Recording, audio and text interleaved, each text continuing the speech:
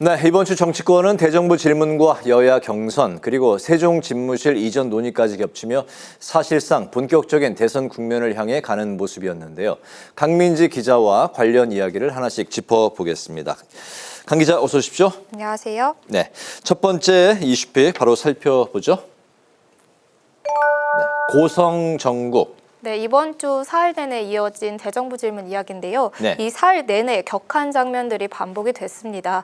대선을 앞두고 사실상 마지막 대정부 질문이었던 만큼 정치적 긴장감이 극에 달했던 것으로 보입니다. 네, 대정부 질문 때 이제 고성이 오가는 모습들은 이제 가끔 목격을 하는데 이번엔 시작부터 날이 서 있었던 것 같아요. 네, 맞습니다. 한덕수 권한대행의 불출석 문제가 쟁점이 됐던 건데요. 네. 이 국회가 한대행을 대정부 질문 출석 대상자로 지정을 했는데 한 권한대행 측은 권한대행의 대정부 질문 출석에 전례가 없다는 이유로 국회에 나오지 않은 겁니다. 과거 한교안 권한대행 시절에 대정부 질문에 참석한 사례가 있기는 하지만 당시엔 박근혜 전 대통령 파면 결정이 나기 전이란 이유인데요. 이에 우원식 국회의장은 국회와 국민을 무시한 처사라며 공개적으로 강한 유감을 보였습니다. 우원식 국회의장의 발언 직접 듣고 오시죠. 네. 국회 출석 답변은 내키면 하고 아니면 많은 일이 아닙니다. 국무총리의 일방적 불출석이 헌법을 무시하는 것인지 국회를 무시하는 것인지 국민을 무시하는 것인지 묻지 않을 수 없습니다. 네, 이 한 권한대행이 없는 한덕수 공방도 사흘 내내 이어졌는데요. 네. 이 한덕수 대행의 헌법재판관 지명 문제가 크게 불거졌습니다. 제2의 내란이라는 민주당과 이 적법한 권한 행사라는 국민의힘 간 이 강한 대치가 벌어졌는데요. 이 과정에서 민주당 김병주 의원이 국민의힘을 향해 내란 공모정당이라고 비판을 하면서 본회의장도 아수라장이 됐습니다. 김 의원 발언에 반발한 국민의힘 권영진 의원과 이에 맞선 민주당 김원희 의원 사이 고성이 오가면서 소란이 10분간 지속이 됐고 또 다음 질의자인 유상범 의원의 질문은 5분간 진행되지 못하기도 했습니다. 네, 오늘 과방위에서도 여러 차례 이제 고성이 오가는 걸 목격할 수가 있었는데 오늘 첫 번째 이슈픽 고성정국이었습니다. 두 번째 이슈픽도 바로 살펴보죠.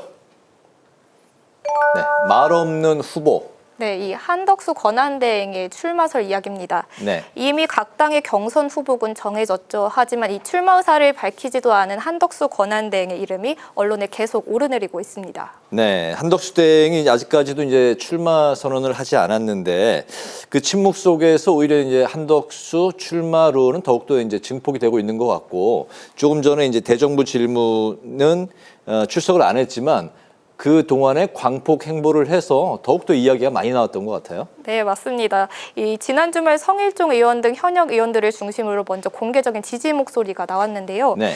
여권 내부에서는 이 대통령실과 총리실에 더해서 일부 당협위원장까지 이미 이 출마의 설계 작업을 구축하고 있다 이런 이야기가 나오고 있습니다. 네. 이 결국 국민의힘 경선에는 불참을 했지만 최근 트럼프 대통령과의 통화 사실과 이 광주 등 지역 일정까지 이어지면서 대권 행보로 해석되는 시각이 나오고 있는 겁니다.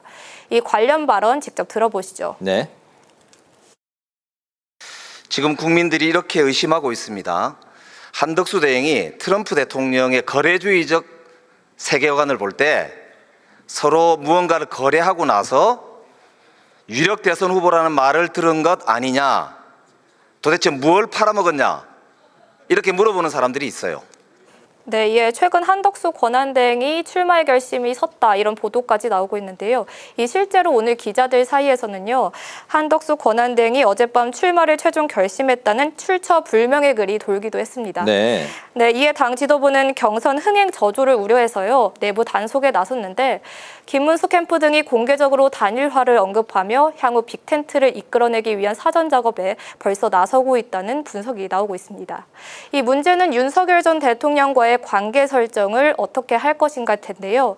한덕수 대행은 윤 정부의 총리이자 권한대행으로서 이 자연스럽게 윤 전 대통령의 유산을 계승한 인물로 비춰질 겁니다. 네. 그렇기 때문에 이번 대선에서 본선 경쟁력을 갖추려면 윤 전 대통령과의 거리두기를 어떻게 설정하느냐가 가장 큰 숙제가 될 것으로 보입니다. 그렇군요. 자, 마지막 키워드 마저 살펴보죠. 22년 된 미완의 숙제. 네, 아까 말씀드린 대통령 집무실 세종 이전 이야기인데요. 네. 이재명 후보가 충청 공약으로 꺼내들면서 2003년 노무현 전 대통령의 수도 이전, 이 시도가 22년 만에 현실화 가능성이 높아지고 있습니다. 네, 이재명 후보가 대통령 집무실의 세종 이전을 전면에 내세운 그 이유가 궁금해지네요. 네, 이재명 후보가 임기 내 국회 세종의사당과 이 대통령 집무실 모두 건립하겠다 강하게 강조를 했습니다. 네.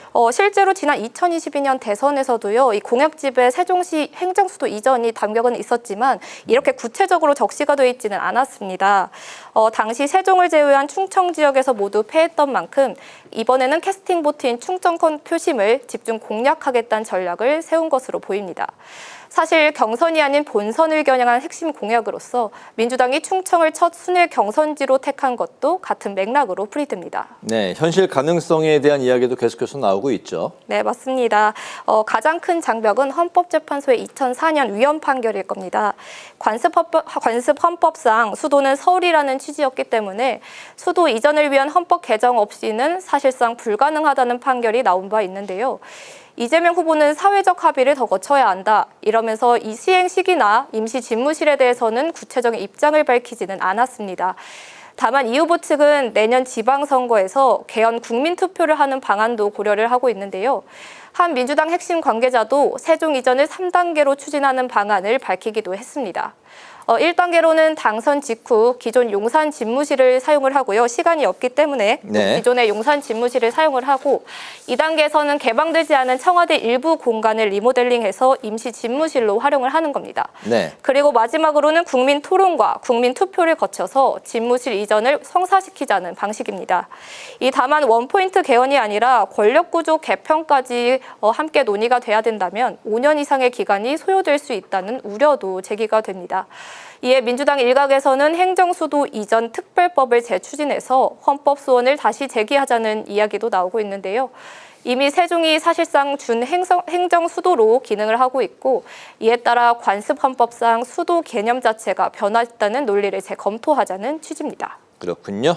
오늘 주간 이슈픽 여기까지 듣겠습니다. 강민지 기자와 함께했습니다. 수고 많으셨습니다.